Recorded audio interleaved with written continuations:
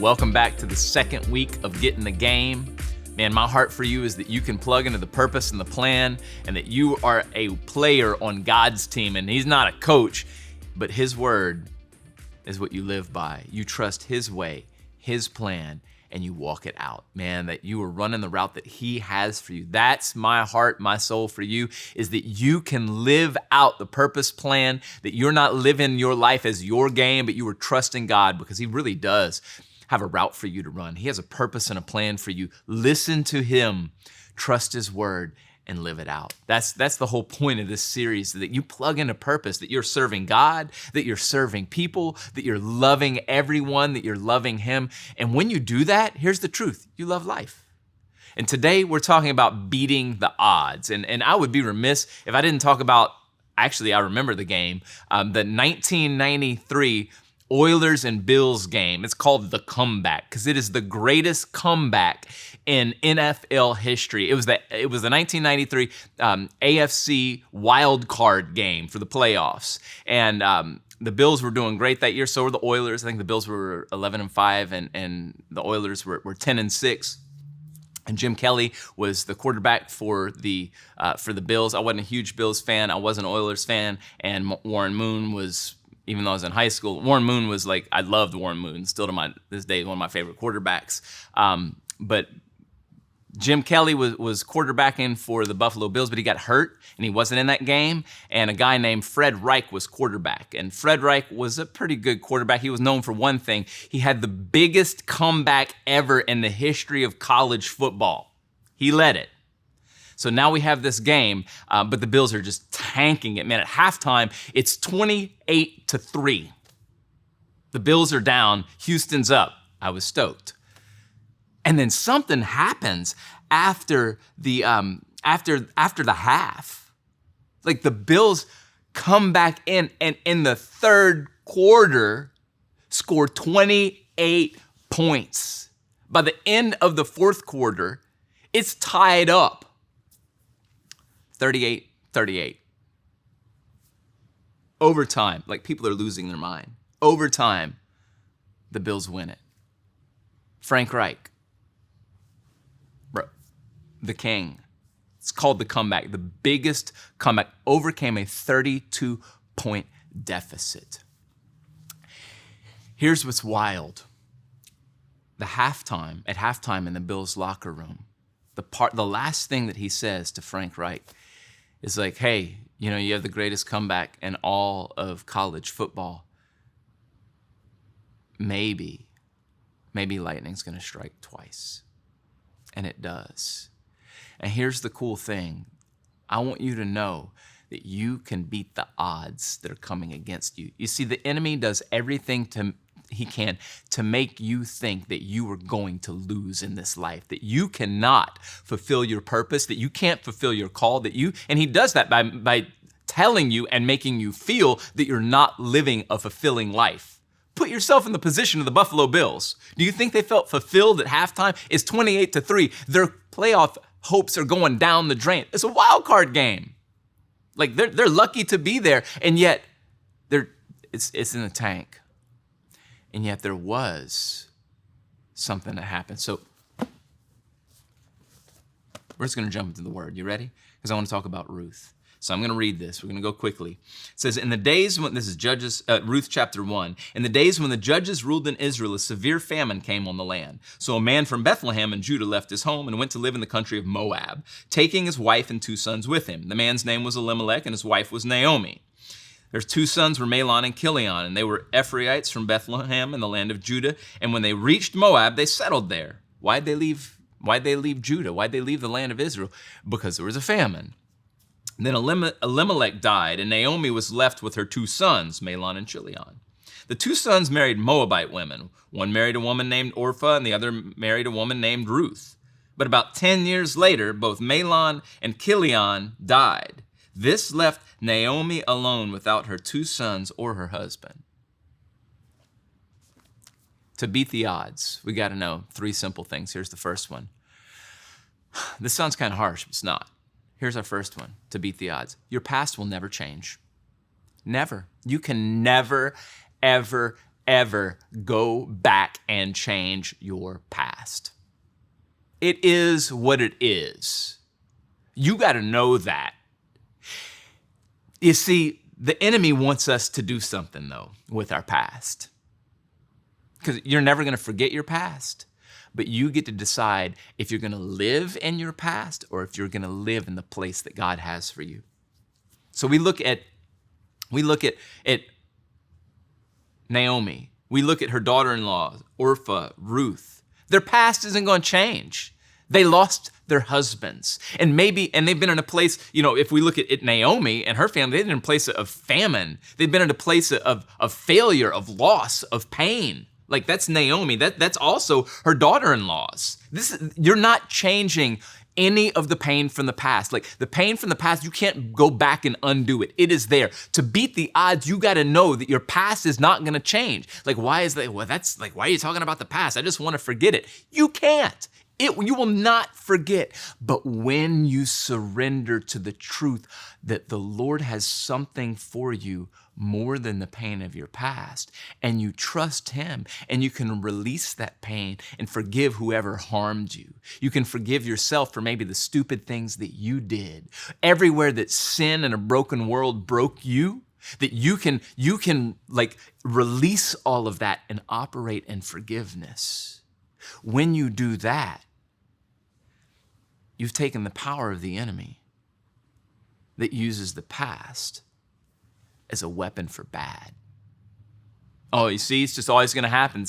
Everything bad happens to you. You left because of the famine. Maybe he's talking to Naomi. You left because of the famine. You come here and your husband and both your sons die. And here you are again. Now you're women in a culture that doesn't respect women. How are you going to get any food? Now you're starving again. That cycle of like famine and failure and loss and pain. It's just happening over and over and over. See, the enemy wants to use your feelings about where you came from to keep you from the purpose and the plan that God has for you. If you want to beat the odds, you got to know that our past is not going to change. But you also have to know, here's the second thing, that our past can be a powerful weapon for good when it's surrendered to the Lord. This is where we get into the story of Naomi and Ruth. Their husbands have died. Naomi, the mother-in-law, her two daughter-in-laws, Orpah and Ruth, their husbands died, all of them. They're now all widows in a culture where Naomi is now a foreigner in a foreign land, and these two ladies don't have their husbands. It is very difficult for them to even like subsistence-based living. That's going to be hard for them.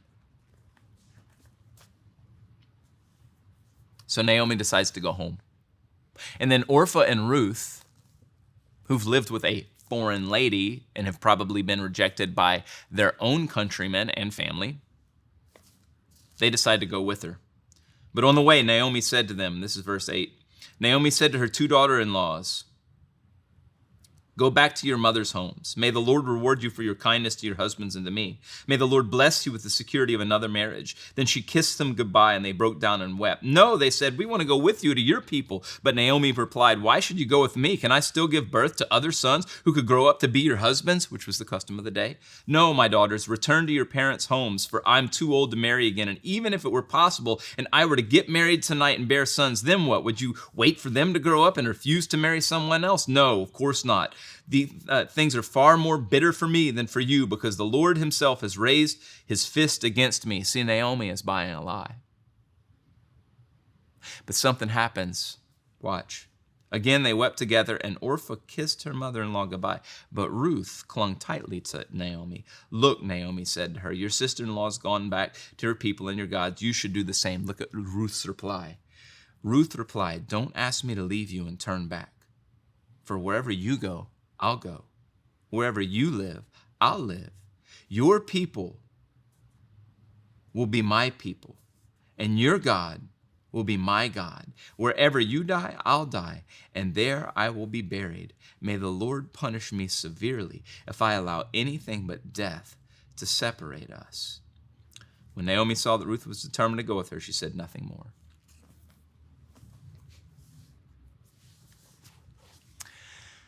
Two women, two similar circumstances, both lost their husbands. Naomi knew what it meant to be a foreigner in a foreign land. Ruth saw that. That's not easy in this culture. And yet Ruth, in spite of the pain, knew that there was something about the person of Naomi, the place where she came from, and most importantly, the God that she served. And Ruth made up her mind and said, no, I'm not going back to my family. Where you go, I'm going to go. Where you live, I'm going to live. The God that you serve, I'm going to serve him. And where you die, I'm going to die. So Naomi and Ruth go back to the land of Israel. And they go back. Our past can be a powerful weapon for good when we surrender it to the Lord. And we say, in spite of the pain, because the enemy wants you to live. He wants to use your past as a powerful weapon for bad. But when you trust the Lord and you say, Lord, I know the pain of where I came from, but I believe that there is something over there, like Ruth saying, well, over there. Like, I'm going with you back to your land. I'm going to serve your God because there's something that when you have faith for the future that God has for you, you disarm the enemy to use your past against you. In fact, it becomes a weapon for good because you can say, that's the old me. That was the before Jesus me. But the future that God has for me is good. It's good because I'm trusting him. Let your past become a weapon. You can never do this outside of faith. Which brings me to the third, final thing. Our destiny can change. It doesn't change overnight, but the process does begin overnight, because there was the moment when Naomi is saying, I'm going back. And Naomi, she had her own issues. Like, she was pretty upset how everything panned out, understandably. She's like, no, y'all don't come with me. I'm going back. Y'all can go get married to somebody else. I'm going back home. It's been real hard for me. But faith rose up in Ruth. And she's like, no, I won't go because there's something there. And it was rooted in the faith that we see the God of Israel, the faith that we live out today. Your destiny can change. It's a process, but it begins in a moment. The moment that you say, I leave all of the old me behind, and I am embarking on the journey that God has for me. Do you know that your destiny can change? I'm not going to read the whole book of Ruth, but it's only 4 chapters. You should read this to see what ends up happening to this amazing young foreign woman who goes back to Israel with her mother-in-law. They go back and they are subsistence living. Ruth ends up gleaning. That means behind the harvesters, whatever they drop, she goes to pick up. But she ends up gleaning in the field of someone who's roundabout related to Naomi, named Boaz. And Boaz is an older man, but he's very good to Ruth. And in the end I'm just going to rush to the end of the story. At the end of the story, Boaz chooses to marry Ruth. And she's grafted in to this amazing family with a history of faith. And even though Boaz is a little older, they still have a child together. His name is Obed. That means nothing to you, probably. You may not know who that is. And then Obed grows old, gets married, has his own son named Jesse. And then Jesse grows up, gets married, and has a son named David. And David becomes the grandson, or the great-grandson of Ruth. David of David and Goliath fame. David, who the only person in the whole Bible says that it's a man after God's own heart. David, that Jesus, the Son of God, God in human form, when he came to this earth, came into the lineage of David, whose great-grandmother was Ruth, a foreigner. How did that happen? Because there was a moment where Ruth didn't live in her past, but she saw the future that God had for her in a place that she only heard about and had never been. And she was willing to trust that God had a purpose and a plan for her. And she stepped into her destiny. And it was a walk, it was a process, but it began when she said, I'm not going to believe that the past that I've lived that's been so hard is going to be my future. And God, I'm going to trust you with what you have. And she surrendered all to him. And he turned everything around in the long run. You know what? On this side of eternity, Ruth never got to see David, her great-grandson, become the greatest king in all of Israel's history. She didn't get to see his descendants up through Jesus. But because of her faith, in spite of the difficulties that she was facing, she had enough faith to see the God future for her. Today, it's impacting you. Because you never know what's on the other side of your faith and obedience. You never know what's on the other side of you trusting God. So maybe you've been holding on to some hurt. Maybe you've been living in the past. Maybe you've been living in the past of your success.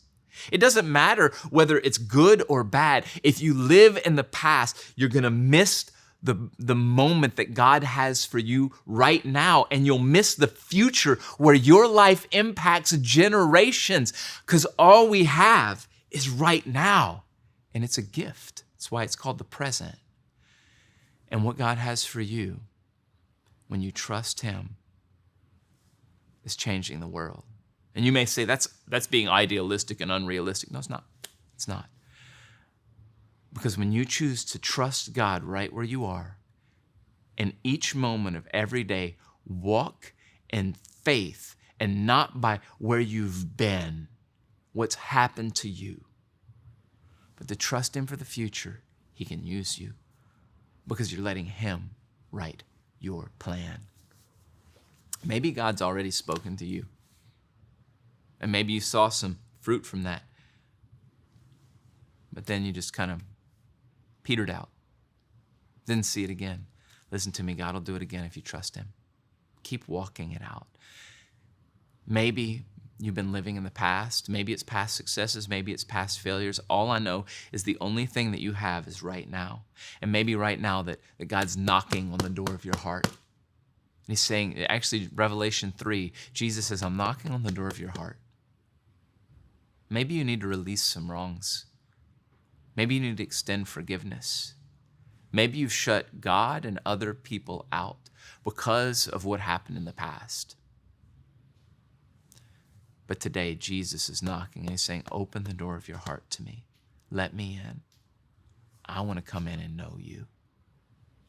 Actually, he already knows you.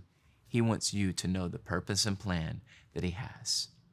If that's you, let me pray with you right now. Just say, dear Jesus, I'll open my heart to you. I turn from my way. I give you all of the pain of the past, all of the problems of the past. Lord, I give them to you. Jesus, I'm yours. I'm choosing you. In Jesus' name, amen. Listen, if you prayed that prayer, if God's at work and you, let us know. I want to connect you to people that have a heart for you, have a heart to see your purpose fulfilled, because God has a purpose and a plan for you. Let us know. I want to connect you with resources, relationships, and get you plugged in to the purpose and plan God has for you. Well, it's great being with you. Look forward to next week. It's going to be awesome. God bless.